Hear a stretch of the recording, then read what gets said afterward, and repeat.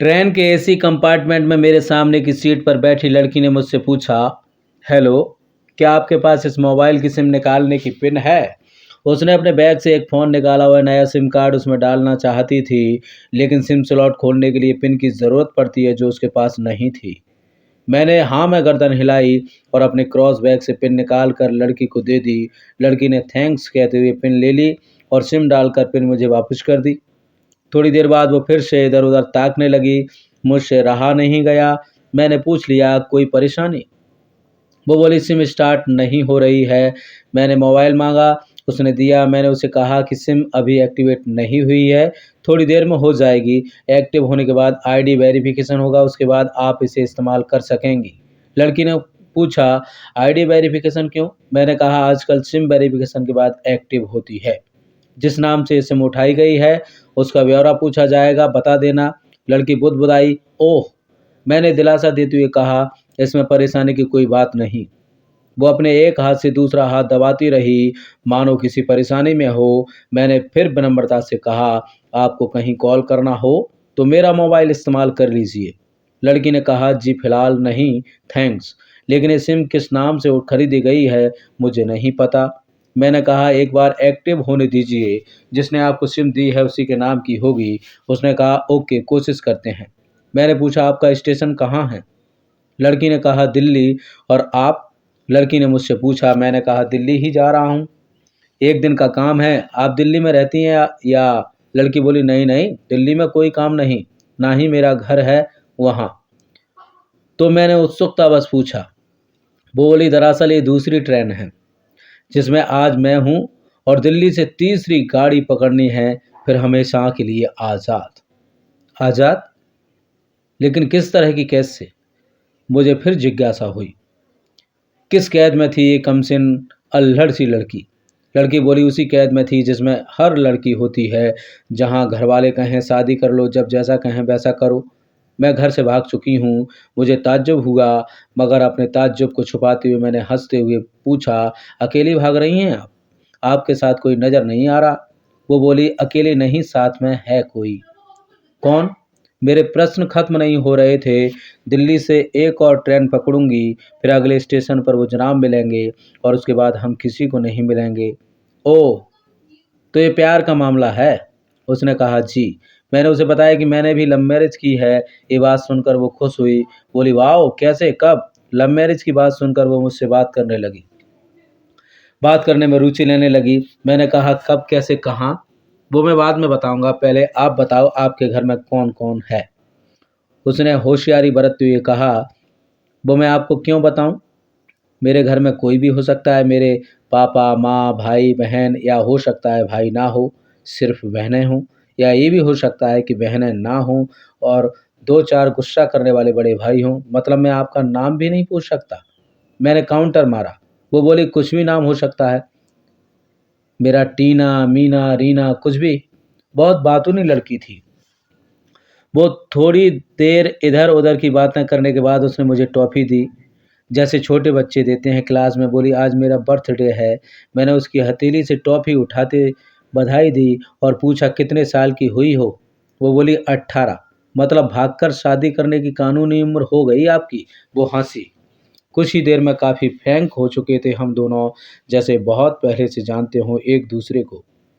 मैंने उसे बताया कि मेरी उम्र 35 साल है, यानी 17 साल बड़ा हूँ। उसने चुटकी लेते हुए कहा, लग तो नहीं रहे हो अब। मैं मुस्कुरा दिया। मैंने उससे पूछा, तुम घर से भागकर आई हो, तुम्हारे चेहरे पर चिंता के निशान जरा भी नहीं हैं। इतनी बेफिक्री मैंने पहली बार देखी। खुद की तारीफ सुनकर वो खुश हुई। बोली, मुझे उन जनाब ने, मेरे लवर ने पहले से ही समझा दिया था कि जब घर से निकलो तो बिल्कुल बिंदास रहना, घर वालों के बारे में बिल्कुल मत सोचना, बिल्कुल अपना मूड ख़राब मत करना, सिर्फ मेरे और हम दोनों के बारे में सोचना, और मैं वही कर रही हूँ। मैंने फिर चुटकी ली। कहा, उसने तुम्हें मुझ जैसे अनजान मुसाफिरों से दूर रहने की सलाह नहीं दी? उसने हंसकर जवाब दिया, नहीं, शायद वो भूल गया होगा। ये बताना। मैंने उसके प्रेमी की तारीफ करते हुए कहा, वैसे तुम्हारा बॉयफ्रेंड काफ़ी टैलेंटेड है। उसने किस तरह से तुम्हें अकेले घर से रवाना किया, नई सिम और मोबाइल दिया, 3 ट्रेन बदलवाई ताकि कोई ट्रैक ना कर सके। Very talented person. लड़की ने हामी भरी। बोली बहुत टैलेंटेड है वो, उसके जैसा कोई नहीं। मैंने उसे बताया कि मेरी शादी को 10 साल हुए हैं, एक बेटी है 8 साल की और एक बेटा 1 साल का। ये देखो उनकी तस्वीर है। मेरे फ़ोन पर बच्चों की तस्वीर देखकर उसके मुँह से निकल गया, सो क्यूट। मैंने उसे बताया कि ये जब पैदा हुई तब मैं कुवैत में था। एक पेट्रो कंपनी में बहुत अच्छी जॉब थी मेरी, बहुत अच्छी सैलरी थी। फिर कुछ महीनों बाद मैंने वो जॉब छोड़ दी और अपने ही कस्बे में काम करने लगा। लड़की ने पूछा जॉब क्यों छोड़ी? मैंने कहा बच्ची को पहली बार गोद में उठाया तो ऐसा लगा जैसे मेरी दुनिया मेरे हाथों में है। 30 दिन की छुट्टी पर घर आया था, वापस जाना था लेकिन जा ना सका। इधर बच्ची का बचपन खर्च होता रहे, उधर मैं पूरी दुनिया कमा लूं, तब भी घाटे का सौदा है। मेरी 2 टके की नौकरी, बचपन उसका लाखों का। उसने पूछा क्या बीवी बच्चों को साथ नहीं ले जा सकते थे वहाँ? मैंने कहा काफ़ी टेक्निकल मामलों से गुजरकर एक लंबे समय के बाद रख सकते हैं। उस वक्त ये मुमकिन नहीं था। मुझे दोनों में से एक को चुनना था, आलीशान रहन सहन के साथ नौकरी या परिवार। मैंने परिवार चुना। अपनी बेटी को बड़ा होते देखने के लिए मैं कुवैत वापस आ गया था, लेकिन अपना इस्तीफा देकर लौट आया। लड़की ने कहा वेरी इम्प्रेसिव। मैं मुस्कुराकर लड़की की तरफ देखने लगा। लड़की ने पूछा अच्छा, आपने तो लव मैरिज की थी ना, फिर आप भागकर कहाँ गए? कैसे रहे और कैसे गुजरा वो वक्त? उसके हर सवाल और हर बात में मुझे महसूस हो रहा था कि ये लड़की लड़कपन के शिखर पर है, बिल्कुल नासमझ और मासूम छोटी बहन सी। मैंने उसे बताया कि हमने भागकर शादी नहीं की और ये भी है कि उसके पापा ने मुझे पहली नज़र में सख्ती से रिजेक्ट कर दिया था। उन्होंने आपको रिजेक्ट क्यों किया? लड़की ने पूछा। मैंने कहा रिजेक्ट करने का कुछ भी कारण हो सकता है, मेरी जाति, मेरा काम, घर परिवार। बिल्कुल सही। लड़की ने सहमति दर्ज कराई और आगे पूछा फिर आपने क्या किया?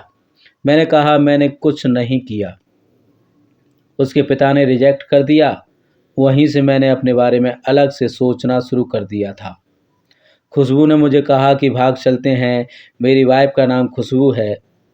मैंने दो टूक मना कर दिया।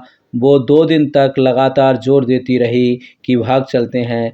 मैं मना करता रहा। मैंने उसे समझाया कि भागने वाले जोड़े में लड़के की इज्जत पर कोई खास फर्क नहीं पड़ता, जबकि लड़की के पूरे कुल की इज्जत धुल जाती है। भगाने वाला लड़का उसके दोस्तों में हीरो माना जाता है, लेकिन उसके विपरीत जो लड़की प्रेमी संग भाग रही है वो कुल्टा कहलाती है।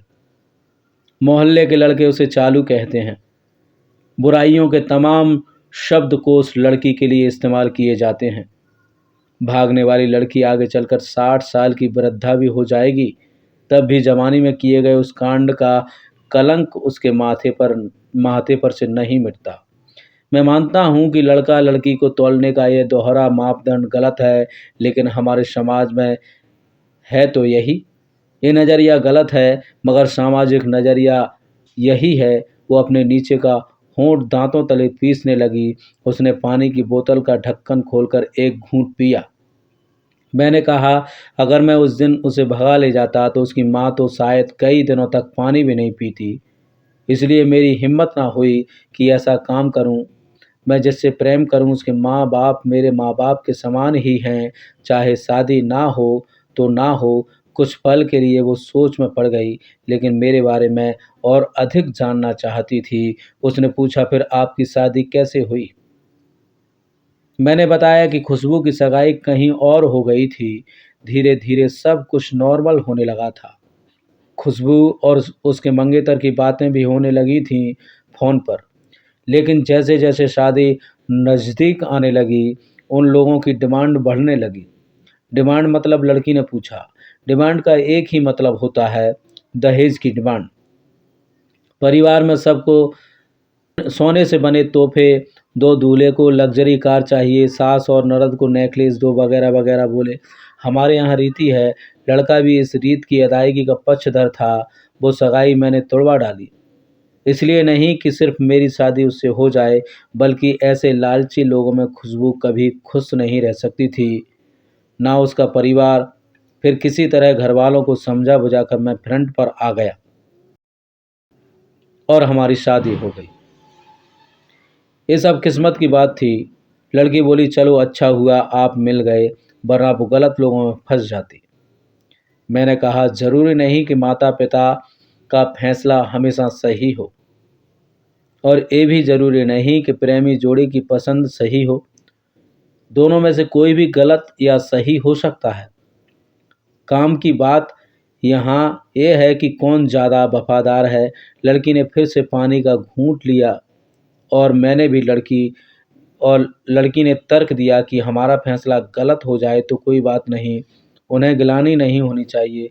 मैंने कहा, फैसला हो जो दोनों का हो, बच्चों और माता पिता दोनों की सहमति, वो वो सबसे सही है। बुरा मत मानना, मैं कहना चाहूँगा कि तुम्हारा फैसला तुम दोनों का है, जिसमें तुम्हारे पेरेंट्स शामिल नहीं हैं। ना ही तुम्हें इश्क का असली मतलब पता है। अभी उसने पूछा, क्या है इश्क का सही अर्थ? मैंने कहा, तुम इश्क में हो, तुम अपना सब कुछ छोड़कर चली आई। ये सच्चा इश्क है, तुमने दिमाग पर जोर नहीं दिया। ये इश्क है, फ़ायदा नुकसान नहीं सोचा। ये इश्क है, तुम्हारा दिमाग दुनियादारी की फितूर से बिल्कुल खाली था। उस खाली जगह में इश्क का फितूर भर दिया गया। जिन जनाब ने इश्क को भरा, क्या वो इश्क में नहीं है? यानी तुम जिसके साथ जा रही हो वो इश्क में नहीं, बल्कि होशियारी हीरोगिरी में है। जो इश्क में होता है वो इतनी प्लानिंग नहीं कर पाता है, 3 ट्रेनें नहीं बदलवा पाता है, उसका दिमाग इतना काम नहीं कर पाता। कोई कहे मैं आशिक हूँ और वो शातिर भी हो, ये नामुमकिन है।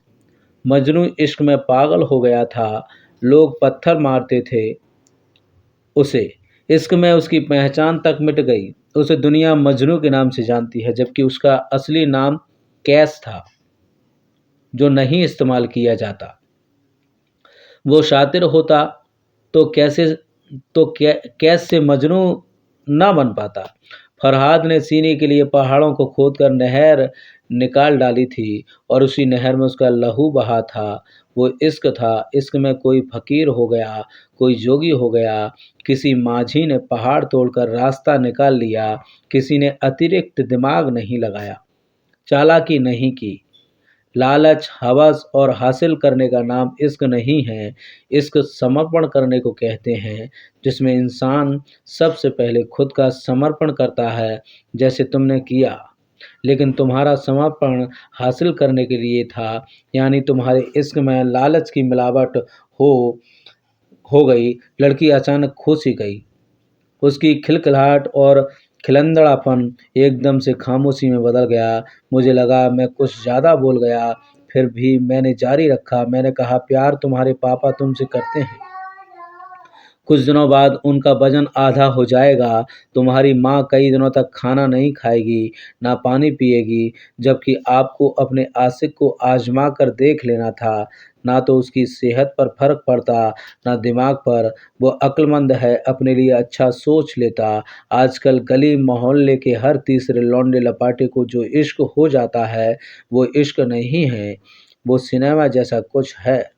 एक तरह की स्टंटबाजी, डेयरिंग, अलग कुछ करने का फितूर, और कुछ नहीं। लड़की का चेहरे का रंग बदल गया। ऐसा लग रहा था वो अब यहाँ नहीं है, उसका दिमाग किसी अतीत में टहलने निकल गया है। मैं अपने फ़ोन को स्क्रॉल करने लगा, लेकिन मन की इंद्री उसकी तरफ थी। थोड़ी ही देर में उसका और मेरा स्टेशन आ गया। बात कहाँ से निकली थी और कहाँ पहुँच गई। उसके मोबाइल पर मैसेज टोन बजी, देखा सिम एक्टिवेट हो चुकी थी। उसने चुपचाप बैग में से आगे का टिकट निकाला और फाड़ दिया। मुझे कहा, एक कॉल करना है। मैंने मोबाइल दिया। उसने नंबर डायल करके कहा, सॉरी पापा, और सिसक सिसक कर रोने लगी। सामने से पिता भी फ़ोन पर बेटी को संभालने की कोशिश करने लगा। उसने कहा, पिताजी आप बिल्कुल चिंता मत कीजिए, मैं घर आ रही हूँ। दोनों तरफ से भावनाओं का सागर उमड़ पड़ा। हम ट्रेन से उतरे। उसने फिर से पिन मांगी, मैंने पिन दी। उसने मोबाइल से सिम निकाल कर तोड़ दी और फिर पिन मुझे वापस कर दिया। कहानी को अंत तक पढ़ने का धन्यवाद। देश की सभी बेटियों को समर्पित। ये मेरा दावा है, माता पिता से ज़्यादा तुम्हें दुनिया में कोई प्यार नहीं करता। कहानी पढ़कर शेयर अवश्य कीजिएगा, शायद कोई परिवार, कोई बेटी और उनका भविष्य इससे बच जाए। आपने मुझे सुना उसके लिए आपका धन्यवाद।